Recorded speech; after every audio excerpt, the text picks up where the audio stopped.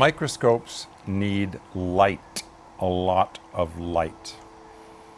One of the issues we ran into with the microscopes that I currently use was a lack of light, partly because we are splitting the image between the binoculars where we look in the microscope and where the camera looks in the microscope. So we need light for three different eyes, essentially.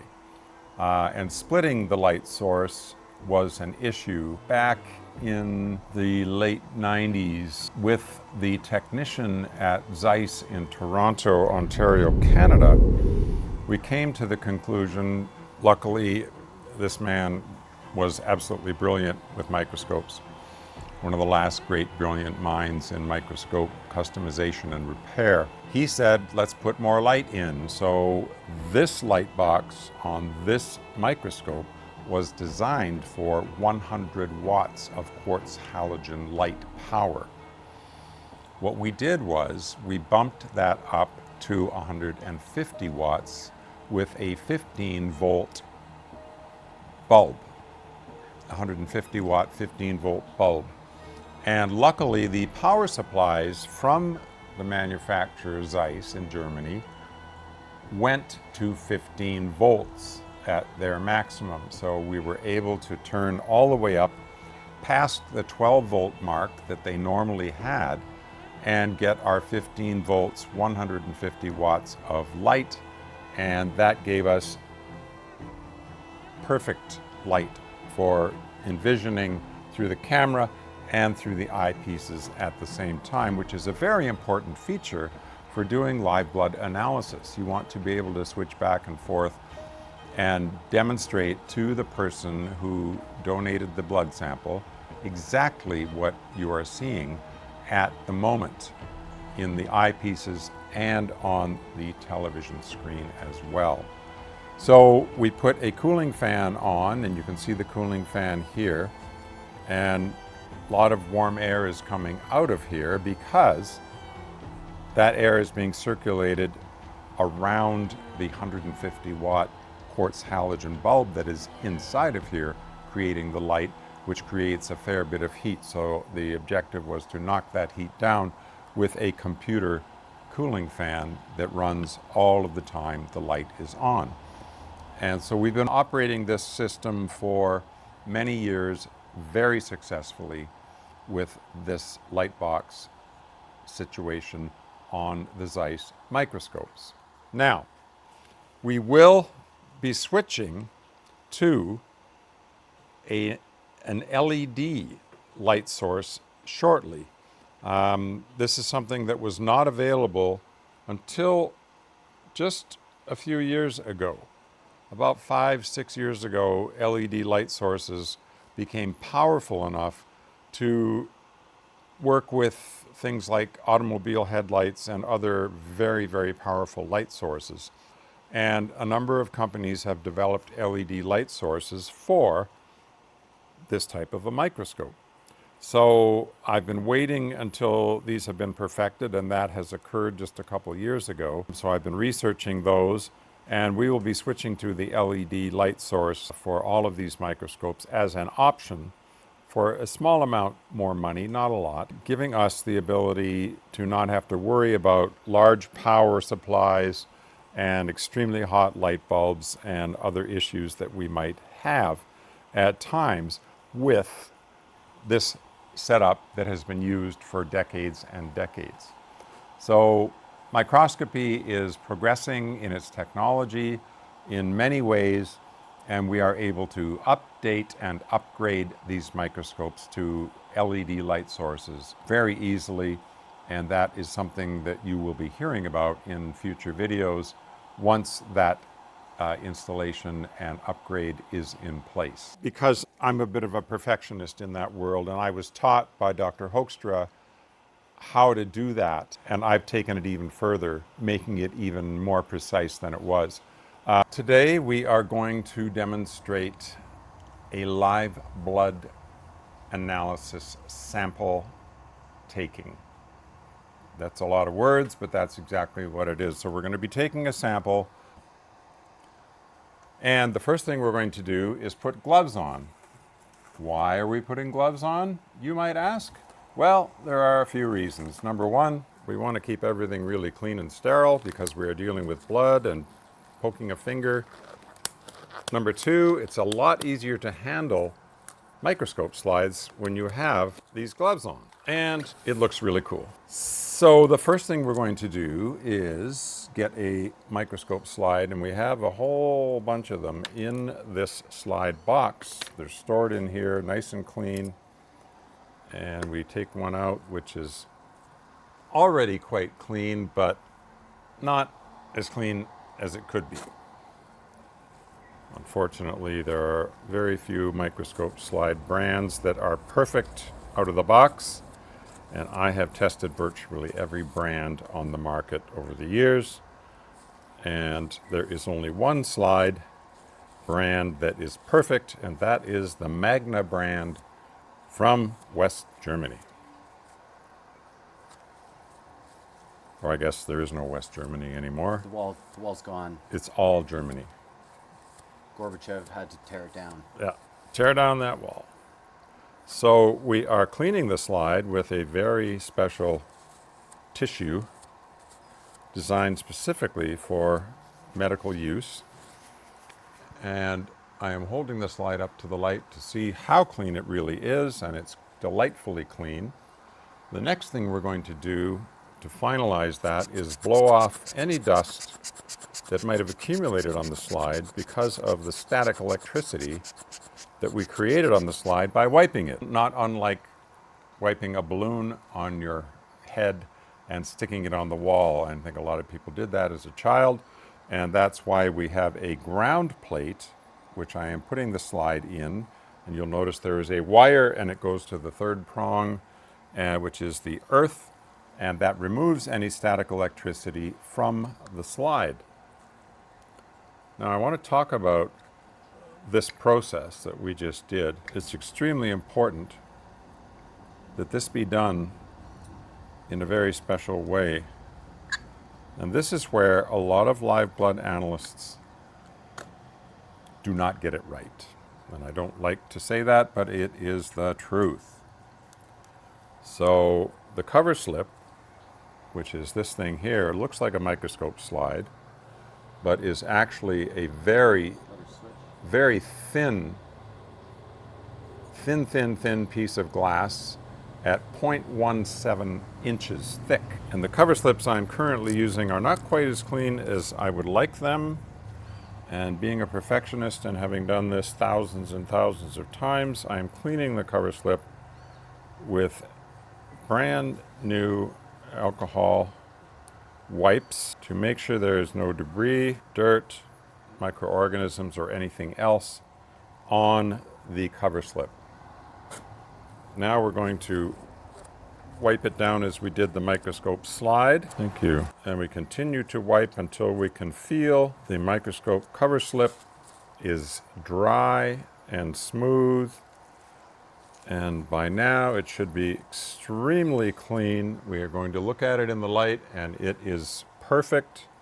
So I'm going to hold it by the corners and once again blow off any possible dust that might have accumulated on it. And it now goes in the slide and cover slip holder to be grounded to remove any static electricity that may have accumulated.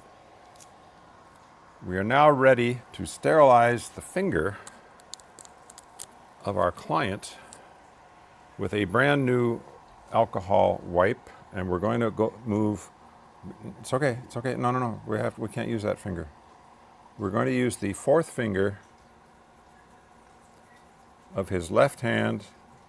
Third and fourth fingers are both extremely good for getting an accurate sample from. Now, we did a sample on him yesterday, and so we can't use his middle finger because we used that finger yesterday, and that little red mark there would allow for some inflammation. Now, we have a sterile lancet in here. I will open this up and show you. The lancet is extremely sharp. This is the same sort of apparatus that a diabetic will use to take their blood sample, and we're going to cock it and test it to make sure it's working, and I can feel the spring is working beautifully. So we are ready now, and we have a clean tissue. We can also use a cotton ball, and we're going to have him hold that because we're going to wipe away the first drop of blood. The reason for that is the first drop of blood will have debris in it from the stab wound. And we don't want debris. That is something that is not part of his blood. So here we go.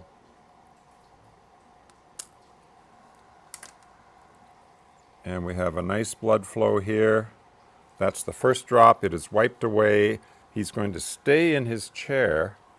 We are now going to take our microscope slide in my hand, and I'm going to squeeze out another drop exactly 3 millimeters in size, and I approach it with the microscope slide until the drop jumps across onto the slide.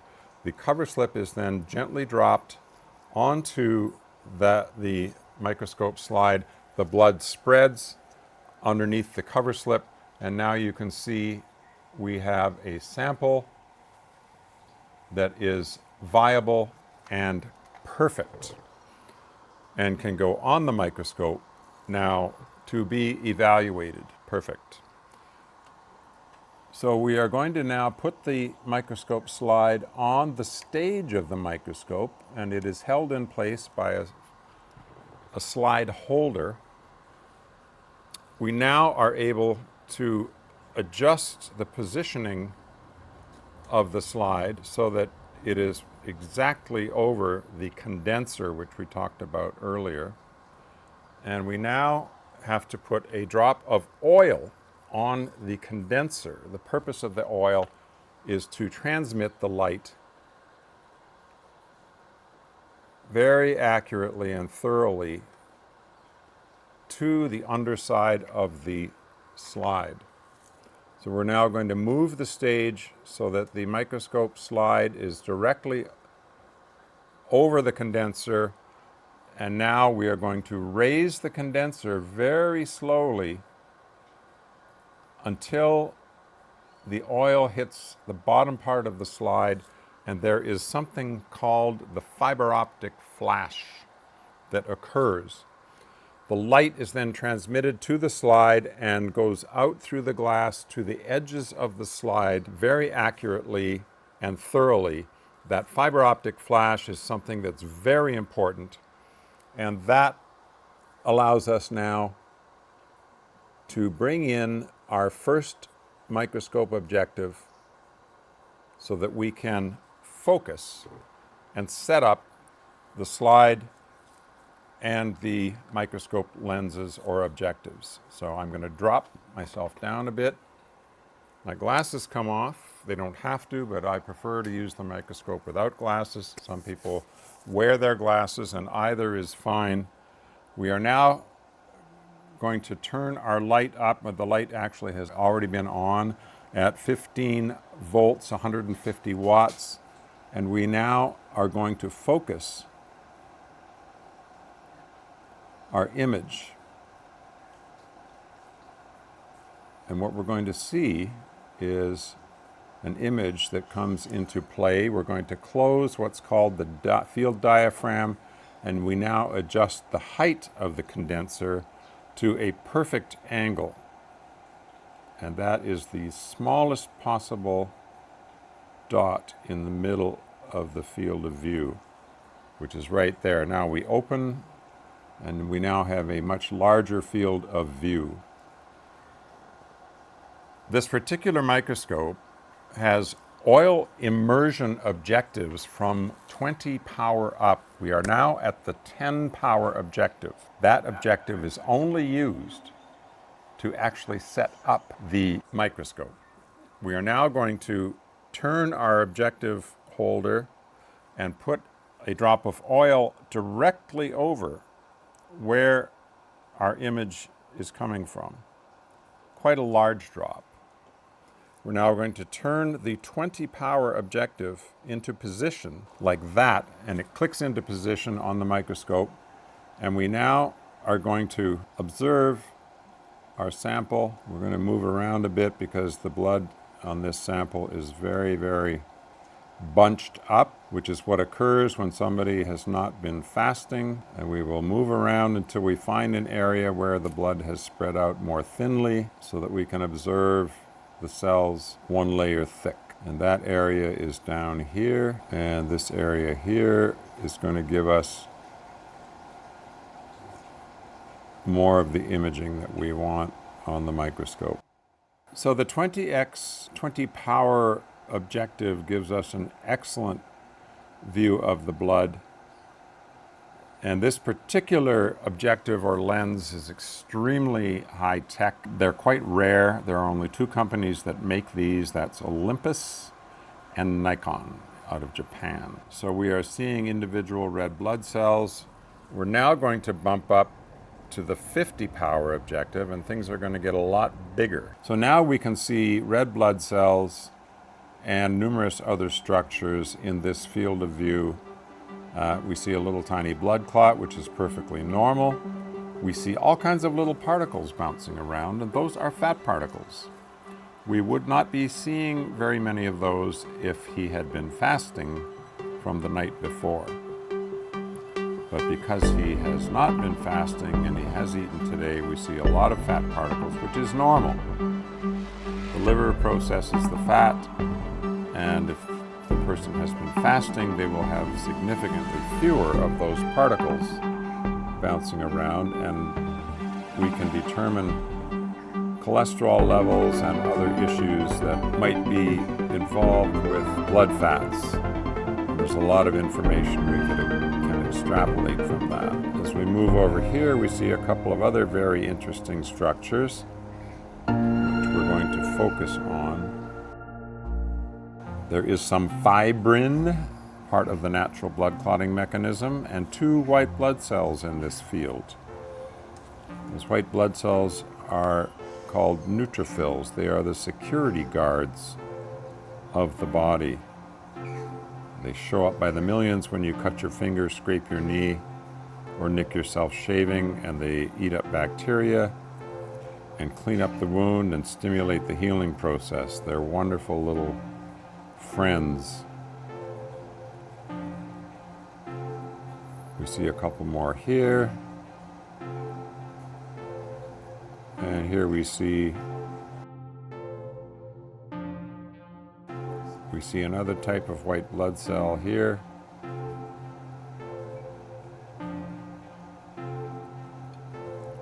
So this is how we do a live blood exam. The observation of the blood usually takes between 30 and 40 minutes with explanation of what we are seeing and what it means. I also give a lot of recommendations on what to do to correct the things that we have found. And we can also, if we need to, go one more power up. And by doing that, we have an extremely large image now. And we can see structures of various sorts. I generally only use the 100 power observation for things like yeasts and funguses and bacteria and those sorts of things. The 50 power is good for most of what we need to see and suffices for virtually everything, including white blood cell counts, which we do on everybody. And that is a standard medical test that they used to do medically with one of these. This is a white blood cell counter mechanism, and that is what we use to count the white blood cells in the same fashion that the medical profession has been using for probably 100 years or more.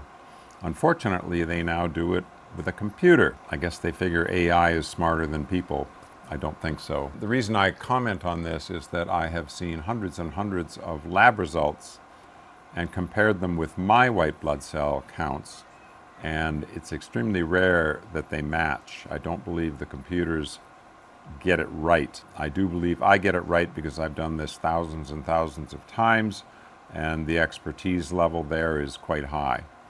There are numerous things that happen with blood flow on the microscope slide that are quite interesting and enigmatic, difficult to understand. And so there is a fair bit of, that's probably a little better picture for you. And we could spend an hour going over what I'm seeing here, but that's not the purpose of this demonstration. And we will do that in later videos that will allow for a much deeper understanding of this process, how it works, and how important it really is for people to have this done and get the information that comes from it.